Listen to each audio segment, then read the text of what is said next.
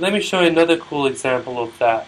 So I want to show that if you add cos 2 pi on 7 to cos 4 pi on 7 to cos 6 pi on 7, you get minus a half. And again, this is a purely real problem, right? No imaginary components. But I'm going to show you how you can do this using complex numbers. So the way I'm going to approach this one, I'm going to say let z to be cos 2 pi on 7 plus I sine 2 pi on 7, right? So in that case, z to the power of 7. Okay, so using the Markowitz theorem, the modulus is 1, so 1 to the 7 is just 1, but the angle is 2 pi on 7. If I multiply that by 7, I get 2 pi. So this becomes cos 2 pi plus I sine 2 pi. Now sine 2 pi is 0 and cos 2 pi is 1. So this just comes out to be 1. And so if z to the power of 7 is 1, then I can say z to the power of 7 minus 1 equals 0. And I can factorize this, right, using the factorization tricks we learned in high school. I can factorize this like this.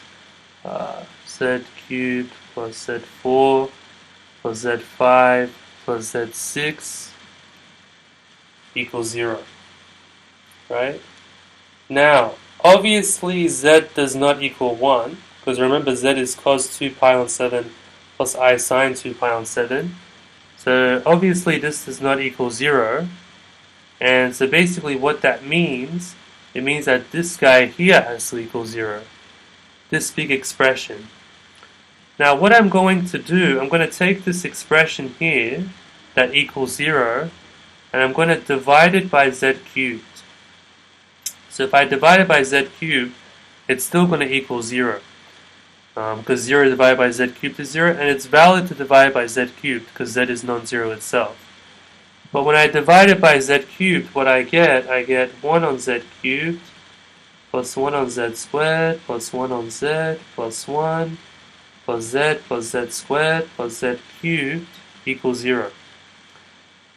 Pairing them together, I get z cubed plus 1 on z cubed plus z squared plus 1 on z squared plus z plus 1 on z.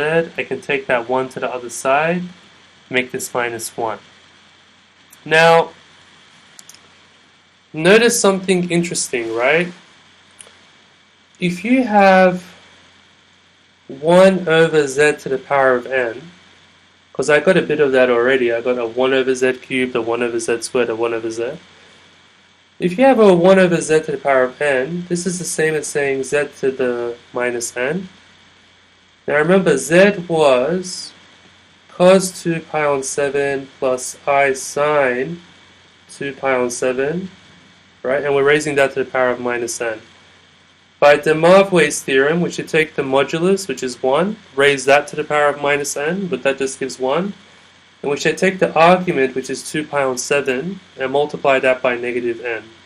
So what that gives, it gives minus 2n pi on 7 plus I sine minus 2n pi on 7, right?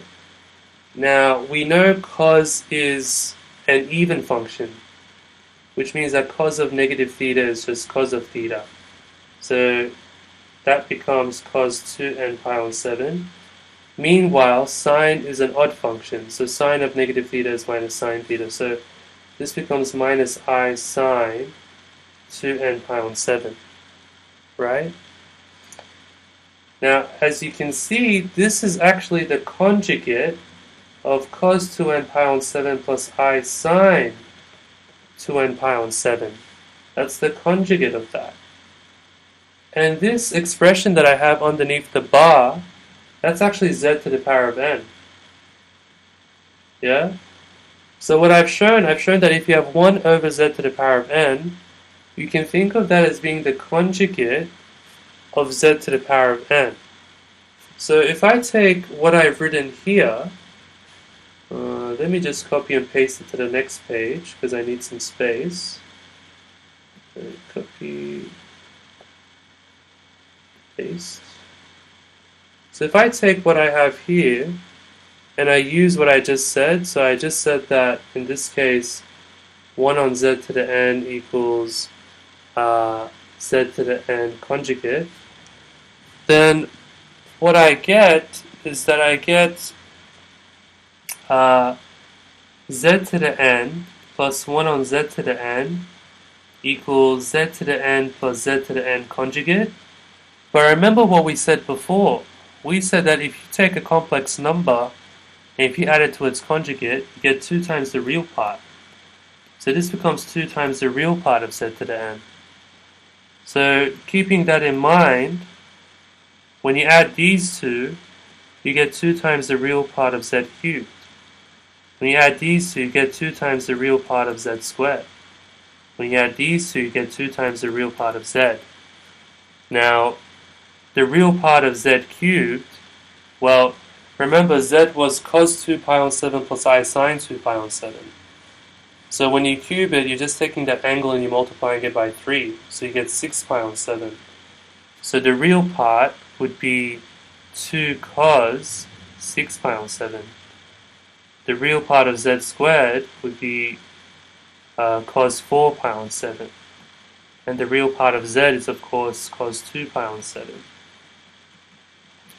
And so we know that if we add all of this, we get minus 1. And therefore, if we divide both sides by 2, I get the result that I wanted. I get them equaling to minus a half, right? So you can see again, this is a purely real problem, and quite a nice one, right? And I was able to solve it quite nicely using complex numbers, right? So hopefully now you're getting a good idea of what I was talking about before.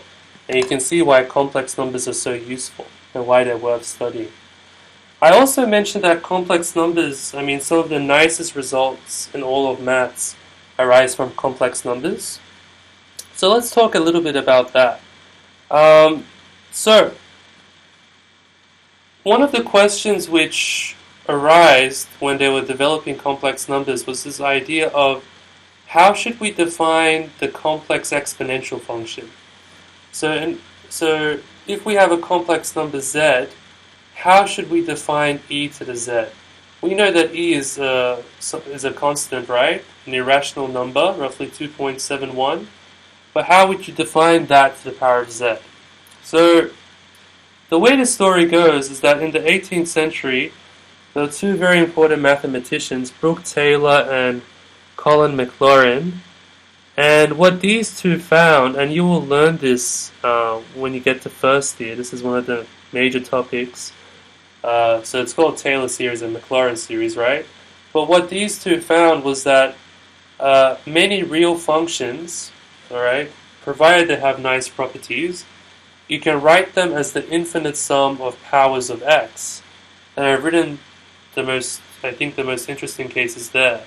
So for example, you can write e to the x as an infinite sum. You can write it as 1 plus x on 1 factorial plus x squared on 2 factorial plus x cubed on 3 factorial all the way forever. And likewise, you have the representation for sine and cos as well. So then, what another very famous mathematician, Leonhard Euler, did, he suggested that for the complex exponential function, we should just extend the Taylor series definition, right?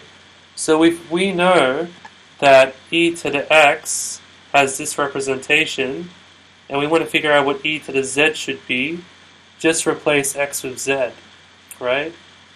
That was the idea. So now e to the z, if z is a complex number, is given by 1 plus z over 1 factorial plus z squared over 2 factorial, etc., etc. So running with this idea, what happens is, so if we take z to be purely imaginary, so let me write it up here, because just in case, just for you to see the connection. So far we've established e to the z should be 1 plus z on 1 factorial plus z squared on 2 factorial plus z squared on 3 factorial etc., right? So if you take z to be a purely imaginary number, right? So no real parts. If you let z to be iy, so you go from here to here. So wherever this is z, you replace it with iy, right? Now, you know that I squared is -1, and you can compute high powers of I using that. So for example, this guy will become minus y squared, right? Running along with that idea, you can see e to the iy is given by this expression here. So there's a real part and there's an imaginary part. Now this guy here, this is actually the Taylor series for cos y. And this was what was on the previous page. And this is the Taylor series for sine y. And so there's this amazing connection between the exponential function, the cos function, and the sine function. And that's written here. E to the iy, where y is a real number, is cos y plus I sine y. And this is called Euler's formula.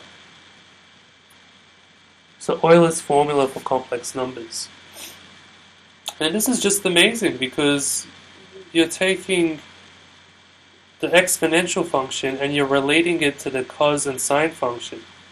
And in fact, if you go a step further, think about what e to the I pi would be, right? So if you replace y with pi, then what you're going to get cos pi plus I sine pi.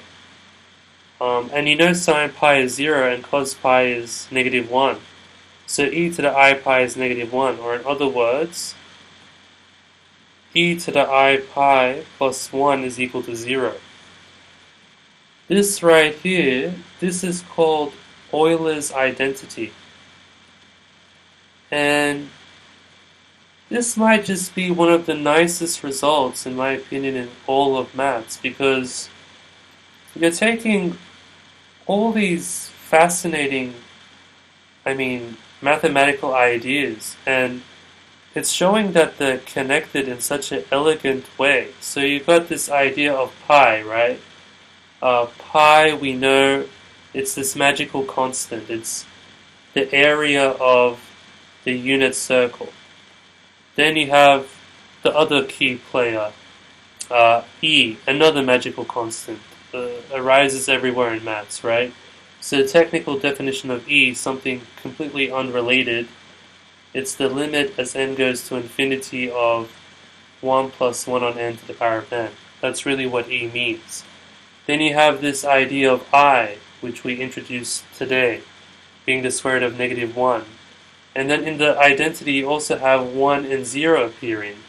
And these are the two most important numbers, right? These two are the building blocks for the entire number system. So you've got all these amazing little guys, and they're connected so elegantly to each other. And this is called Euler's identity. So it's a very, very nice result. And going from that, right, you can now very easily, it's not really the focus of this video, but in case you're curious, you can really easily define e to the power of z, where z is a complex number, because if z has the form x plus iy, then you can write this as e to the x, e to the iy, and you know e to the iy using Euler's identity is cos y plus I sine y. So now given any complex number z, you can easily calculate e to the power of z.